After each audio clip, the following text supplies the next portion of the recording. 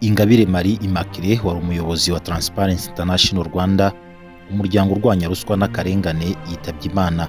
Amakuru y'urupfu rwe yamenyekanye mu gitondo cyo kuri uyu wa kane, aho byatangajwe ko yazize uburwayi. Yari afite imyaka 64 y'amavuko. Ingabire Marie Immaculée ni umunyarwandakazi wabaye umuyobozi w'umuryango mpuzamahanga urwanya ruswa n'akarengane Transparency International Rwanda. Akaba kandi yaragize uruhare rukomeye mu guteza imbere uburenganzira bw'abagore mu Rwanda no mu karere k'ibiyaga bigari. Ingabire Marie Immaculée yavukiye mu gihugu cy'u Burundi mu mwaka w'1962. Birumvikana ko yakuze ari impunzi kuko n'ubundi yari umunyarwanda. Ibintu byamufashije kumva neza ubuzima bw'abaturage batishoboye n'akamaro ko guharanira uburenganzira bwa muntu. Ibi kandi byamufashije gushyira imbere ibikorwa byo guteza imbere abagore n'abana ndetse no kurwanya ruswa n'akarengane muri rusange. Yari afite impamyabumenyi y'icyiciro cya gatatu cya kaminuza mu by'amategeko yakuye muri kaminuza ya Pretoria muri Afurika y'Epfo. Si ayo mashuri gusa yize kuko yari afite n'impamyabumenyi mu itangazamakuru n'itumanaho yakuye muri Université Libre mu Bufaransa. Impamyabumenyi y'ikirenga mu by'amategeko n'uburenganzira bwa muntu nayo yari ayifite yakuye muri Institut de Droit de l'Homme de Strasbourg mu Bufaransa. Aya masomo rero yamufashije kuba umuyobozi w'umuryango Transparency International ishami ry'u Rwanda, aho yagiye atanga inama ndetse n'iki gihugu gikwiriye gukora kugira ngo giharanire kugira imibereho myiza izira ruswa. Ingabire Marie Immaculée yagize uruhare rukomeye mu guteza imbere uburenganzira bw'abagore. Yagiye ayobora cyangwa agira uruhare mu nzego zitandukanye zita ku burenganzira bw'abagore, harimo kuba umwe mu bashinze umuryango Pro-Femmes Twese Hamwe uharanira uburenganzira bw'abagore n'iterambere ryabo. Yabaye umwe kandi mu bashinze umuryango Haguruka, nawe ufite mu nshingano guteza imbere umugore. Yabaye kandi umwe mu bashinze umuryango Rwanda Women Network. Yabaye umwe mu bayobozi kandi banashinze Transparency International ishami ry'u Rwanda yarahagarariye.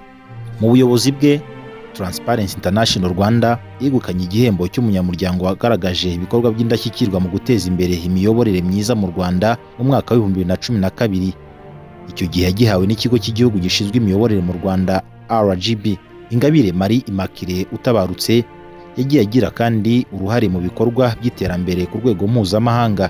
Yabaye umwe mu bagize delegasiyo z'u Rwanda mu nama mpuzamahanga zitandukanye, harimo nk'inama ya 4 y'umuryango w'abagore ku isi yabereye i Beijing mu Bushinwa mu mwaka w'1995.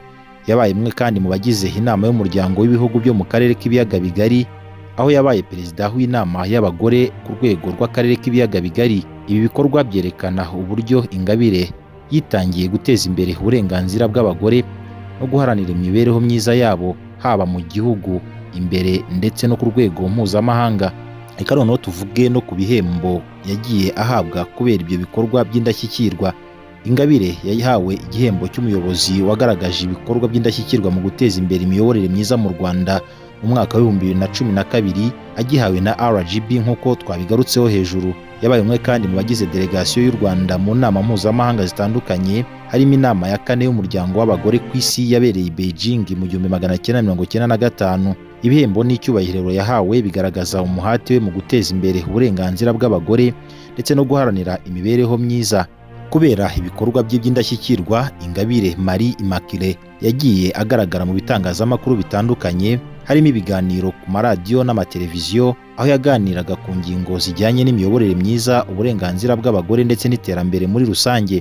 Urugero ni nko mu kiganiro Ubyumva Ute cyahise kuri KT Radio. Ingabire yavuze ku buryo urugo rubi rurutwa na gereza, agaragaza ko abana batandukanye bishora mu byaha babiterwa ahanini n'imiryango ibanye mu bibazo by'amakimbirane.